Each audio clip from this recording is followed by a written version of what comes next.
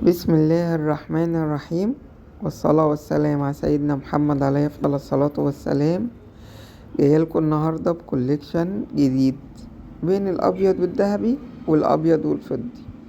عايزاكم تقولولي في الكومنتات ايه رأيكم، الأبيض والذهبي أحلى ولا الأبيض والفضي أحلى؟ عبايات كلها تحفة بصراحة، تحفة تحفة تحفة. ويا رب يوعدكم كده وتلبسوها وانتوا رايحين تزوروا النبي عليه الصلاة والسلام، زوروا الكعبة الشريفة بإذن الله. شفتوا الجمال؟ والكم بتاعها عجبني جدا جدا. بصوا، دي تتلبس على بنطلون وممكن برضو تتلبس على دريس يعني. متزعلوش مني بالاصوات الكلاكسات اللي انتوا سامعينها ديت، انتوا عارفين ان انا قاعدة على الشارع وغصب عني يعني. بصوا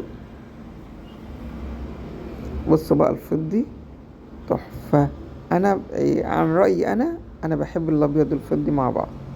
هو الابيض والذهبي حلو، بس الابيض والفضي بالنسبة لي انا احلى. شايفين الجمال؟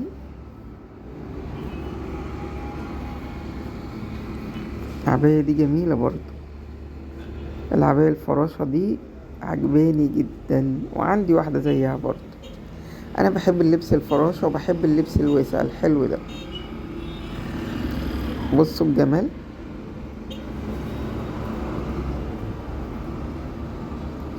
دي برضو كمها عجبني، بس عايزة عروسة بقى لسه جديدة، مفيش مواعين، مفيش حاجات المطبخ زي ما انتوا عارفين يعني. بصوا الجمال.